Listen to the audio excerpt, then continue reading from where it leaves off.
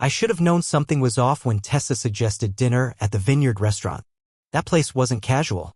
It was where we went when we were good, when we celebrated anniversaries, made toasts with too sweet wine, and watched the sun sink behind the vines like it was just performing for us. It wasn't a place you picked lightly. It was a place you picked when you wanted something to feel meaningful.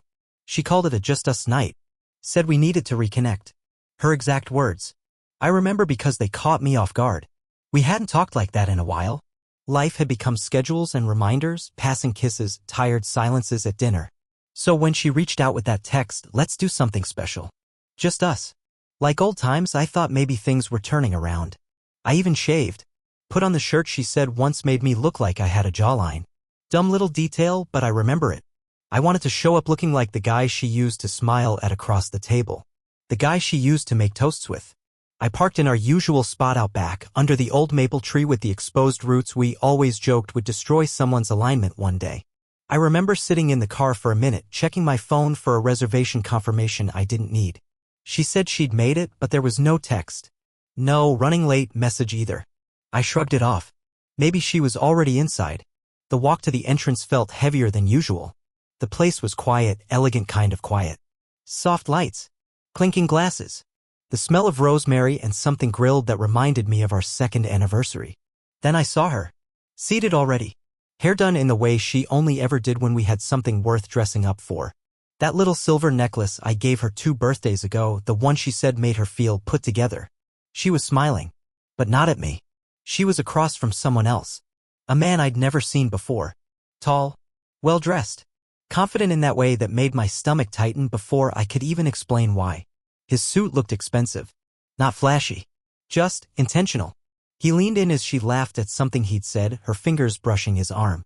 And there I stood, frozen in the entrance like a guy who had just realized the punchline of a joke was him. She saw me before I had a chance to move. Her eyes widened and for a split second all the life drained from her face. The laugh died on her lips. She jerked back from him like the contact had burned her. Her napkin dropped to the floor. Ellis, she said, standing up so abruptly the chair legs screeched against the wood floor. Wait, you didn't get my message? I blinked. Message? I called. I meant to God, I thought I left a voicemail. Her voice was trembling, but it had that breathless speed to it that didn't sound like panic. It sounded practiced. What's going on? I asked, keeping my voice low even though every muscle in me was clenching. It's not look, I didn't know he'd be here.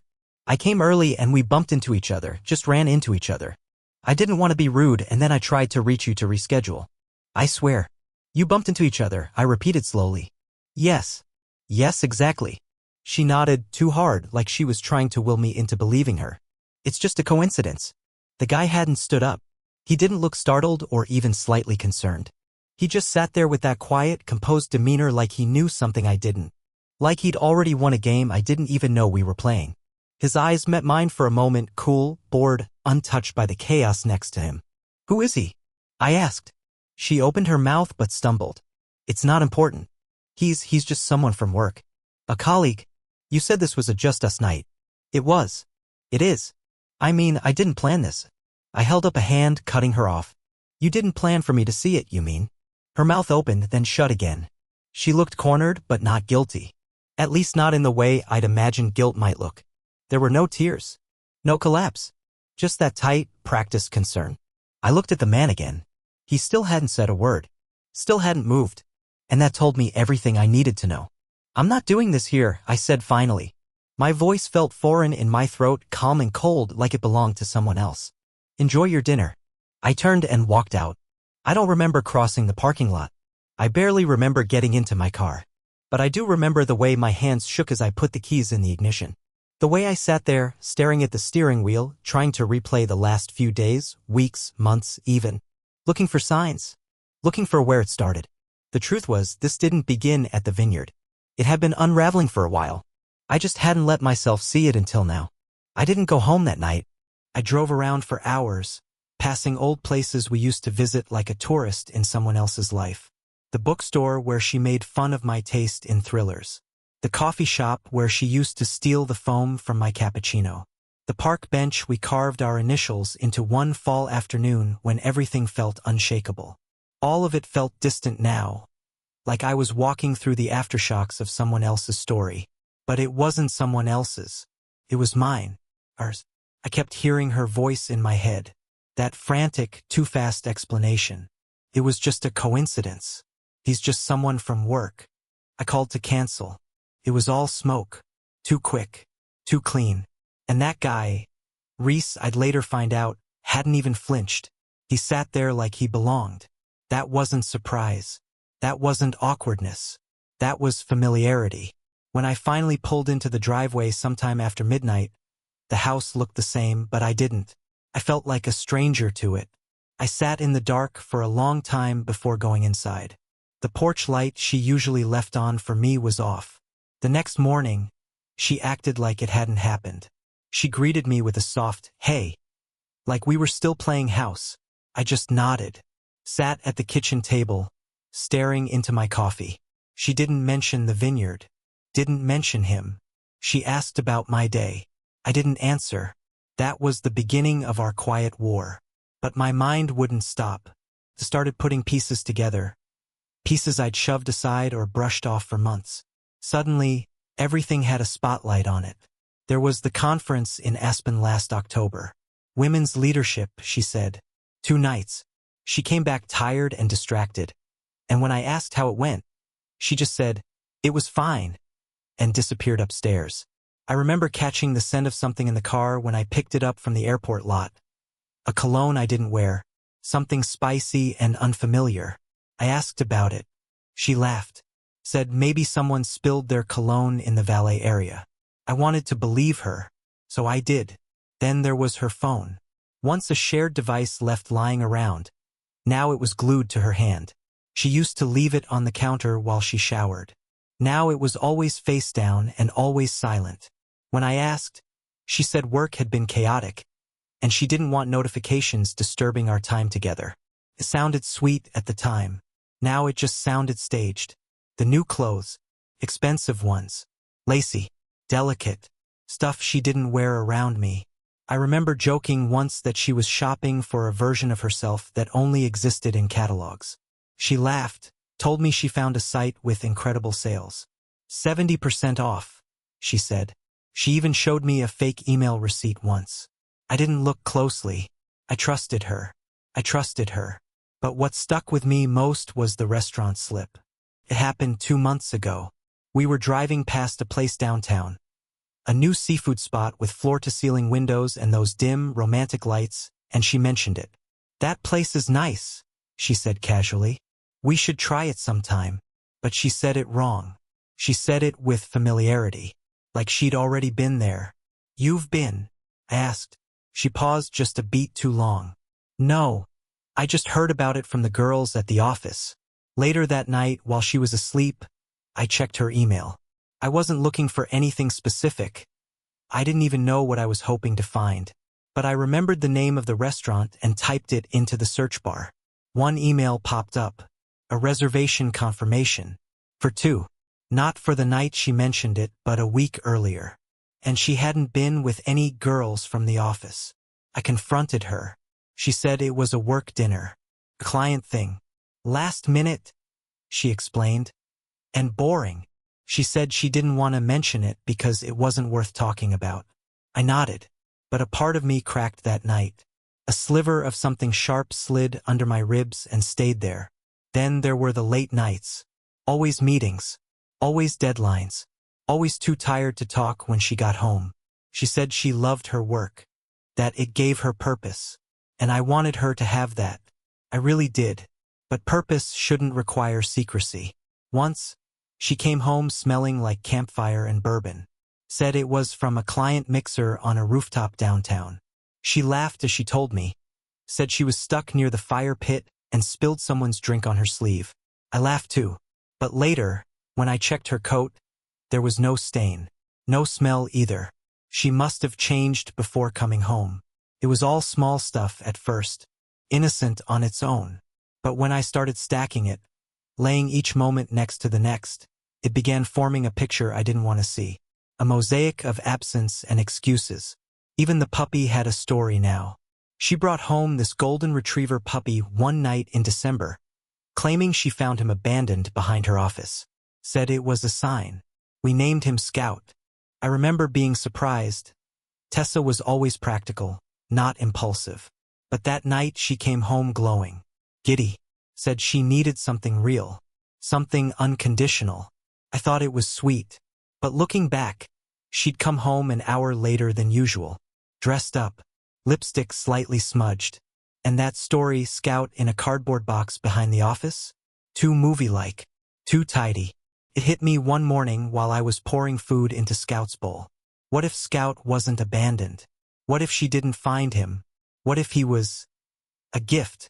The thought nearly made me drop the bag of kibble. I found myself walking through our house like it was a crime scene.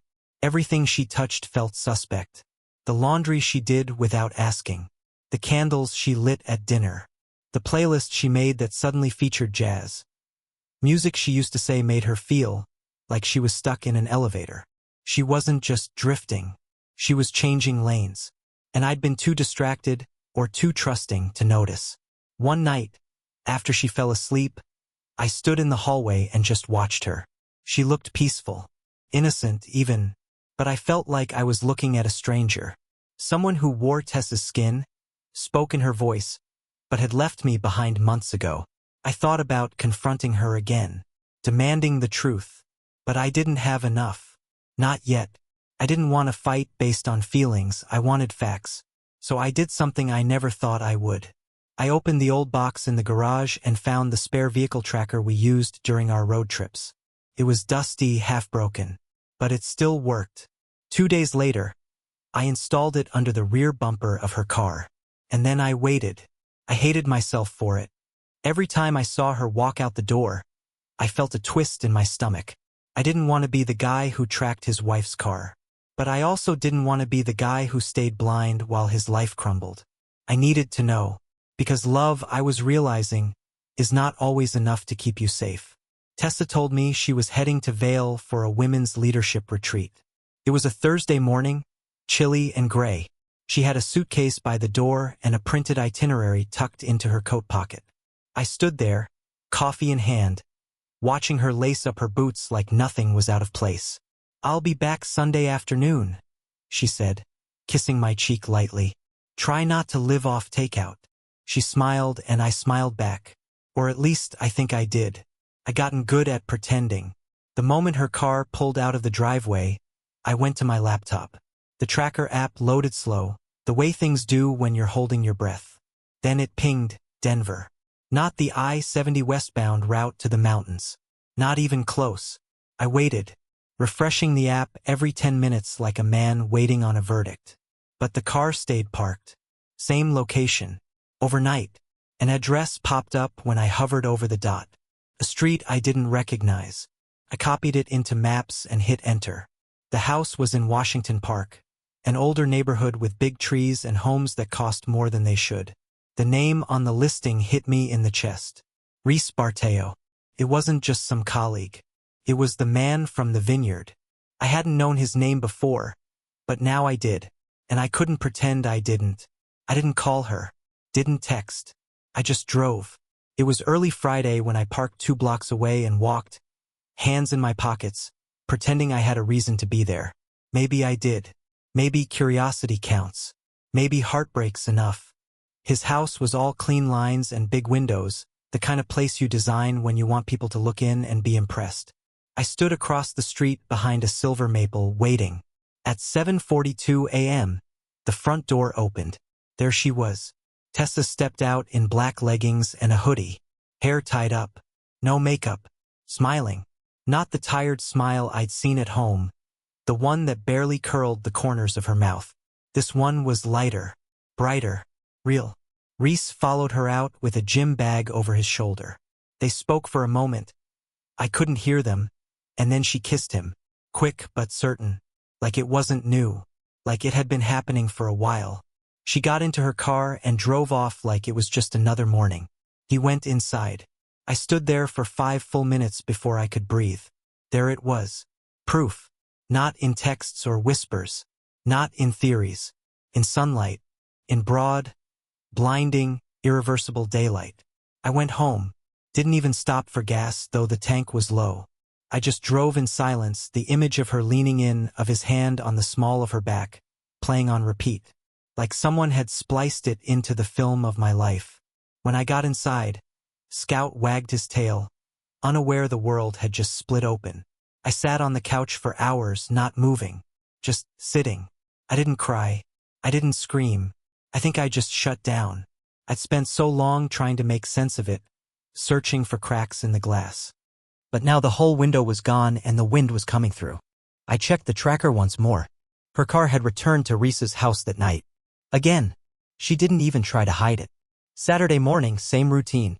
She left early, workout gear again. This time they left together, drove to a yoga studio downtown. I followed, parked across the street, watched them walk in, her hand tucked into the crook of his arm. They didn't look nervous. They looked established, like I was the outsider. I didn't follow them inside. I didn't need to. I already had what I came for. That night I lay awake, staring at the ceiling. She'd texted earlier. Conference going great. Met some incredible women. Hope you and Scout are surviving without me, smiling face with smiling eyes. The text was cruel in how normal it sounded. I didn't respond. She came back Sunday afternoon like she said she would. The suitcase was in the trunk, untouched. She carried it in, gave me a quick hug, and went upstairs to unpack. I stayed in the kitchen, pretending to read something on my phone, heart thudding like it wanted out. She came back down and asked if I wanted to order sushi. I said I wasn't hungry. She tilted her head. Everything okay? I nodded. Sure. Yeah. And that was it. That's how she came back from cheating. With sushi. I didn't confront her. I didn't blow it up. Not then. I wanted to, believe me. But something inside me had shifted. Rage wasn't the first emotion I felt. It was grief. Slow and wide and suffocating. Because I realized something, she wasn't just cheating. She had already moved on. The relationship I thought I was in, was fighting for, was gone. Dead and buried months ago. I was the one dragging the corpse around, hoping it would sit up and smile. And Reese? He wasn't a one-time mistake. He was a replacement. A new chapter. A chapter she started writing without telling me the book had ended. Over the next week I started pulling back. Not in anger. In self-preservation. I stopped asking where she was going. I stopped staying up waiting. I didn't ask about her day, didn't press when she came home later than usual, smelling of laundry detergent I didn't recognize. I started packing a small bag in the back of the closet. A pair of jeans. Toiletries. My passport. Not because I planned to run, but because I knew the time was coming. I began moving my photos off our shared drive. Transferring my bank statements to a personal email. Slowly, methodically, like someone preparing for a storm. Then, one night, I went to bed before her. Left my wedding ring in the dish by the sink. She saw it the next morning and said nothing. That was the real confirmation, I think. Not the tracker. Not the kiss. The silence. The way she let it happen. I left on a Tuesday. I waited for her to go to work, watched her drive off through the blinds, and then I moved like I was escaping a burning building. There was no dramatic goodbye. No note on the counter. Just the sound of a zipper closing and the small clink of my wedding ring being placed gently into the top drawer of my nightstand. That drawer used to hold love letters. Now it held a symbol of what we used to be. I took the essentials, my laptop, a week's worth of clothes, Scout's favorite toy, even though he wasn't coming with me. I stood in the kitchen for a long moment, looking at the fridge where our vacation magnets still clung like they hadn't been orphaned by time. I thought about taking one. Just one. But then I left them all there, stuck in their little world of make-believe. I booked a room at a cheap motel across town. Not because I was broke, but because anonymity felt right. I didn't want comfort. I wanted detachment. For walls that didn't know what they'd witnessed. A place that wouldn't ask questions if I stared too long at nothing. The room smelled like bleach and stale coffee. The sheets were stiff, the art on the walls so generic it was almost comforting. I dumped my bag on the chair, sat on the edge of the bed, and just existed for a while. No obligations. No false smiles. No pretending I didn't know what I knew. Tessa didn't notice I was gone, at least, not immediately. She texted me around 5 p.m. Tessa, hey babe, picking up dinner on the way home. Ty okay? I didn't respond. At 6:42, another text. Tessa, hey? You okay? And then nothing for the rest of the night. The next morning, she called. I didn't answer. She left a voicemail. Ellis, hey, I don't know where you are or why you're not home, but I'm starting to get worried. Can you please call me? She sounded calm. Measured. But I could hear the panic curling underneath. Later that afternoon, another voicemail. I came home and you're not here. Your stuff is gone. Is this some kind of joke? Ellis, please, talk to me. No, not a joke. Just clarity. I ran that evening. Took Scout's route even though I didn't have him with me. My feet pounded the sidewalk in rhythm with my breath. Headphones blasting instrumental music so I wouldn't get distracted by lyrics. I ran until my chest burned, until my legs wobbled, until I wasn't Ellis the husband. I was just a guy in motion. The motel clerk started recognizing me after a few days. He stopped asking if I wanted extra towels and just started handing them over. I appreciated the silence. I didn't check the tracker anymore. I didn't need to. She was still at his house. Her car still parked there. Still living out whatever version of herself felt more alive in that space than she ever did with me. I wondered if she told him the truth. If she admitted she was married. If he knew about the man who used to be her world and now existed like an echo she didn't want to hear. Or maybe he didn't care. Maybe she painted me as absent, cruel, forgettable. Maybe she needed to. Funny how easy it is to erase someone once you've decided they no longer serve your story. In the quiet of my motel room, I started remembering things with a new lens. The night she came home late from a work function and smelled like sandalwood and red wine. I asked how it went, and she replied with, "It was fine," before heading straight to the shower. The trip we took to Santa Fe where she took photos of everything but me. The way she used to touch my shoulder as she passed behind me. A little grace note of affection. And then one day she just stopped. It wasn't just about Reese. It never was. He was the result, not the cause. The truth is, we had stopped meeting each other halfway a long time ago. She retreated into work and conference calls. I dove into spreadsheets and late nights at the office. Our conversations thinned into logistical checklists, milk, dry cleaning, rent, and we called that communication. Love didn't explode. It evaporated. But betrayal, that was the sound that snapped everything back into focus. One morning, I went back to the house. Not to see her. She was gone, probably with him again. I needed to see what our life looked like without me in it. The house was clean. She'd vacuumed. The bed was made. There were no signs she had cried. No signs she had torn the place apart looking for a letter or a clue. The only evidence of my absence was the empty space in the closet where my clothes used to be and the coffee mug she never liked that was now sitting, oddly, in the sink. Scout wagged his tail when he saw me, whined softly like he knew something was off.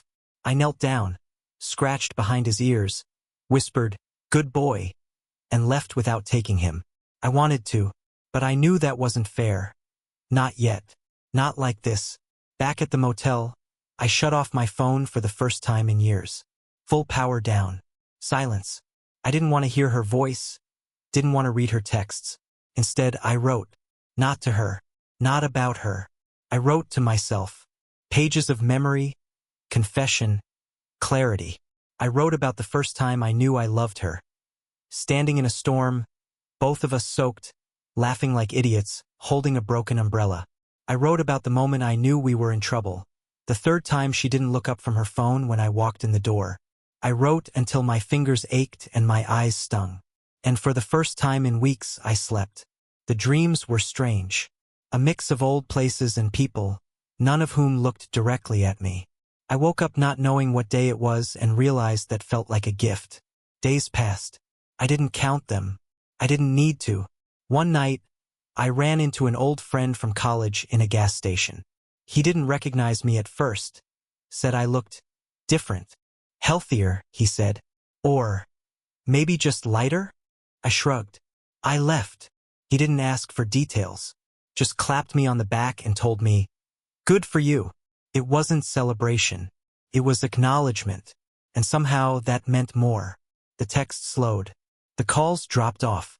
Eventually, there was just one. "Tessa, I'm sorry. For all of it. I don't know what else to say." I didn't reply. What would I even say back? That I forgave her? That I didn't? That I was doing better without her? That I wasn't sure if I ever really knew her at all? No. Some silences are answers. It came on a Sunday, late afternoon, just as the sun dipped low enough to turn the world copper. I'd been reading in the motel room, not really absorbing anything. just watching the words slide across the page like waves I couldn't ride. My phone buzzed. I turned it back on a few days earlier, curious to see what I'd missed. Most of it was noise, work emails, missed calls from my brother, a message from my landlord wondering when I'd be home. But this message was different. It was from a number I didn't recognize, and the preview made my stomach flip. "Hi Ellis. I don't know if I should be doing this, but..." I opened it. "Hi Ellis. I don't know if I should be doing this, but I've debated sending this message for a while. My name is Jordan. I work with Tessa at the nonprofit. I wasn't sure if it was my place, but I've seen too much to keep quiet." I sat up, phone suddenly heavy in my hand. "I don't know what she's told you, but there's been talk. A lot of talk. I know about Reese. Most of us do. It hasn't exactly been a secret." She attached *TS. Text threads. Photos. Conversations that shouldn't exist. Tessa and Reese laughing about their weekend plans. A text from Tessa saying he still doesn't suspect a thing. "I hate how easy it is." Another from Reese, "Bet he thinks you're at another conference, lol." And then one more from Tessa days before the vineyard dinner. "I keep telling him I'm working late. If he ever checked, I'd be screwed. But he never does. He trusts me too much." I stared at that line for a long time. He trusts me too much. My lungs felt too small for my body. I couldn't breathe. Not in a dramatic way, more like something had just vacuum sealed the air out of the room. Jordan continued. "I'm not sending this to hurt you. Honestly, it's just..." I couldn't stand by and let her keep pretending. "You didn't deserve that." I replied eventually. Just 2 words. "Thank you." Then I put the phone down and sat with the silence. This wasn't just betrayal. This was premeditated cruelty. Not an accident. Not a one-time slip. It was engineered. Protected. Mocked. The next day, I drove around with nowhere to go. Ended up at a little diner with peeling paint and waitresses who didn't care how long you stayed as long as you kept ordering coffee. I sat at the window watching the street, remembering. The first time Tessa introduced me to her co-workers at the nonprofit, she was glowing. She'd found her passion, she said. People who got her. I believed it. I even volunteered once, handing out flyers at a fundraiser, watching her float through the crowd like she was born to belong there. What a fool I must have looked like to them. The husband with no clue. The guy smiling for photos while his wife snuck glances at someone else across the room. How many of them knew? How many watched her lie, watched me fall further behind and said nothing? I don't know what hurt more, the affair or the fact that I had been everyone's secret. Later that evening, I went back through Jordan's messages. There was more. A text from Reese calling me domesticated. A thread where they joked about my dad's sweaters and the way I always kissed her on the forehead like we were in a Hallmark movie. It felt less like infidelity and more like a social experiment. Like I was a character they were playing against. And the thing is, I remembered those moments. I remembered those nights when she came home from work smiling for no reason. When she brought back gifts from the team. When she said she was too tired to talk but hummed a happy tune while brushing her teeth. The signs weren't subtle. I was just too committed to the version of her I'd built in my head. You never think it'll be you. You think you'll know. That you'll sense it. But love's a hell of a blindfold. It tells you things are fine even when the floor's falling out from under you. That night, I didn't sleep. I sat outside the motel on one of those plastic chairs with the warped legs, watching the stars through the pollution haze. I wondered if she ever loved me. The easy answer is yes. Once. Maybe. But now? It didn't matter. The woman I'd built a life with was gone. And the people around her had helped bury me without so much as a warning. The next morning, I called Jordan. She answered on the second ring. "Ellis? Yeah. I'm sorry. I shouldn't have sent." "No," I said quickly. "I'm glad you did. We talked for over an hour." She told me everything she knew. That it had been going on for over half a year. That Tessa and Reese had joked about running away together. That Tessa once said, "I feel more like myself with him than I ever did with Ellis." That part stung. But I needed to hear it. When we hung up, I knew I could never go back. This wasn't just a rift. It was a demolition. Back at the house, I started collecting the things I'd left behind. Books. Jackets. Photos I still wanted even if the moments in them had rotted. I didn't leave a note. I didn't slam any doors. I walked through the kitchen one last time, past the coffee mug that still sat in the sink. She hadn't moved it. Maybe she couldn't. Maybe it was the one thing she couldn't make me believe again. I took it with me. Not as a keepsake. As a reminder. That even small things deserve a proper place. 2 weeks after I left, Tessa asked to meet in person. She didn't beg. Didn't guilt trip. Just a simple message. If you're open to it, I'd like to talk. No expectations. We met at a park halfway between us. Neutral ground. A picnic table under the kind of tree that drops those little brown seeds like confetti. She was already there when I arrived, arms folded, sweater too thin for the wind. She looked smaller, like someone had let the air out of her. "Hi," she said. "Hi." We sat in silence for a while, letting the wind fill the space. Then she spoke. Quietly. Carefully. It fell apart. Me and Reese. Or whatever that was. I didn't flinch. I didn't ask questions. I just listened. She went on about how it wasn't what she expected. That it felt good for a while, being wanted, feeling seen. He was exciting, she admitted. But not steady. Not safe. I looked at her then. Really looked. There were tears, but not dramatic ones. Just quiet exhaustion. The kind of sadness that follows realization, not the affair, not the fallout, but what led to it. We lost each other, she said. Before him. Before any of it. And I knew she was right. We did. Slowly. Quietly. She needed something I wasn't giving. I buried myself in work, thinking stability equaled love. She needed connection and instead got silence. It didn't excuse what she did, but it explained how the cracks formed. For the first time, I wasn't angry. I was just done trying to rewrite it. When she asked if I hated her, I shook my head. No, I don't hate you. I meant it. What I felt was distance. Like we both traveled too far in opposite directions to ever really make it back. I didn't move back in. I rented a small apartment near the river. 1 bedroom, small kitchen, windows that let in too much light in the mornings. It wasn't home, but it was mine. Tessa and I didn't divorce. Not yet. We didn't make promises either. We set boundaries. Therapy. Scheduled calls. Clear rules about honesty and time apart. She got a new job. Started reading again. Said she wanted to rebuild not us necessarily, but herself. I started running again. Not to escape, just to move. I cooked for myself. Sat on the balcony with coffee. Some nights felt hollow. But some nights felt like freedom. We talked once a week. No fighting. Just check-ins. It was weird, but honest. For once. One night after a therapy session, I walked home in the rain. No umbrella. Just soaked, alone, alive. And I realized I didn't know what the future held. But for the first time, I was okay with that. Because now I had a choice. And that was enough.